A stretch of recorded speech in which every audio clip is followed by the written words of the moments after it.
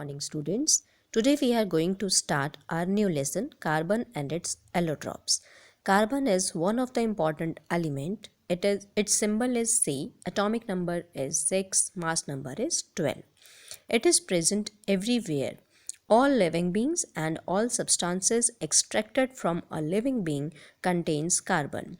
Due to its sum of characteristic and important properties, it can make millions of compounds, and we study all the carbonic compounds in organic chemistry, which is a separate branch of chemistry and deals with carbon and its compounds. The word carbon is derived from the Latin word carbo, which means coal or black rock that can burn. For example, burning of sugar. While burning of sugar, you can observe if you will burn sugar in a container, firstly it will melt and then it will convert into black color substance, that is carbon. During burning of wood, second picture you can observe. In the second picture, you can observe the blackish wood. While burning, wood becomes black because wood contains carbon. Okay, in the last one, third figure, you can observe the bread also. If the that baking is very less, then it will becomes brown. Then if baking is more, then more brown color will be appear, and if baking is so much, then black color will be appear, because food also contains, this bread also contains carbon. Okay. Now the next topic is allotropes of carbon. We can make a flow chart to study the flow chart. This flow chart is given in your book. To study the carbon allotropes of carbon, we can see this, we can make this. Okay. Now what is allotrope or allotropy? Allotrope means sometimes an element exists in more than one form in nature. Okay, means arrangement of that constituent particles are different. Okay, these are called allotropes. These different forms are called allotropes, and the property of existing in different forms is called allotropy. So why some elements show allotropy? Here are some reasons. Okay, reasons of allotropy are the different methods by which each allotrope is prepared. Okay, if the method will change, then another form of the same element can be prepared. Amount of energy associated with each allotrope is different during its preparation. Okay, if we will change the energy, then also a different form can be prepared. And the third one is each allotrope has a different arrangement of atoms in its molecule. Because of this arrangement, one more allotrope can be formed. So these are the three reasons due to which allotropy is shown by some elements. And the definition is allotropy is the property of an element by virtue of which it can exist in more than one form with the same chemical properties but different physical properties. And allotropes are the different physical forms of an element. Allotropes, this allotropy or allotropes, this concept is only for elements, not for compounds. Okay, keep remember this thing. Allotropes or allotropy, it is just a different arrangement of constituent particles. In case of elements, all the constituent particles of that one only. In case of carbon, all the constituent particles are carbon, but these carbon atoms are arranged differently in different forms. Okay, so with the help of this chart, we can classify or study very easily this allotropes of carbon. This is the chart for to show allotropes. Okay, different forms of carbon. So first classification is done, that is crystalline form and non-crystalline form, and the other name for non-crystalline is amorphous. Crystalline. Now what is the difference between this crystalline and amorphous? So this is the difference. In case of crystalline, all the carbon atoms are present in a particular form, particular manner. But if carbon atoms are not arranged in a particular manner, then that form is called amorphous. In the first figure, you can very easily observe. In the second also, you can observe A and B, two forms are there. In the first form, all the particles are arranged properly to make a proper arrangement. But in the second figure, particles are not attached properly to make a continuous form. So the second one is the example or figure for amorphous solid.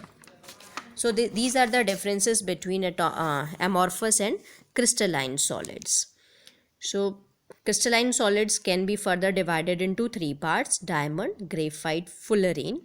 Then next, amorphous can be divided into charcoal, lamp black, coal. Charcoal can be divided into wood charcoal, sugar charcoal, animal charcoal. Coal can be divided into gas, carbon and coke. So one by one we are going to learn all these terms and different explanations about them. So the first one is diamond. Diamond is the one of the purest forms of carbon. Diamonds occur in grey, black and brown color, but a pure diamond is colorless in nature. The value of diamond is characterized by its purity, which is expressed by four characteristics known as 4C: carat, cut, color and clarity. Most of the time you have observed diamond is transparent or colorless. Actually, dear friends, the diamond is not formed in nature in this form which you can observe in this figure. Okay, we have to make it purify, and after purification it will becomes like this. And not only purification, we have to cut some surfaces over it, and then it will start glowing. Okay, the luminescence, the glow it will gives us, that is not due to just its property.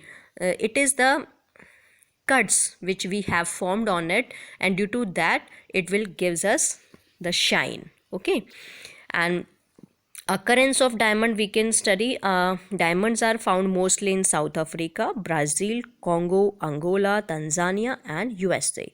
In India, diamonds are found at Golconda mines in Andhra Pradesh and Panna mines in Madhya Pradesh. Okay, now comes to the next topic, structure of diamond. In diamond, each carbon atom is joined to four other carbon atoms such that all five atoms form a tetrahedron. This shape is called tetrahedron. The pinkish part is also the central part, pinkish part, that is also one carbon atom. Other four are also four spheres are also carbon atoms, and this is the imaginary structure for diamond. You can say this is one unit of diamond. Okay, in case of diamond, five carbon atoms are arranged like this, and when this unit repeatedly attach with each other, then this structure will be formed. You can see. Okay, here you can count 1 2 3 4 these tetrahedral units are combined, and not only four, so many other can join, and final 3D structure can be formed. This basic unit of a diamond structure repeats and extends itself in all the directions. Okay, this will repeat itself and it may extend in all the direction. Okay, and this results in a tightly packed three-dimensional rigid structure. And as you know, diamond is the hardest occurring natural substance. This is the reason why diamond is widely used for drilling purpose and cutting glass, because it is the hardest one. Then further we can study formation of diamond, preparation of diamond, properties and uses.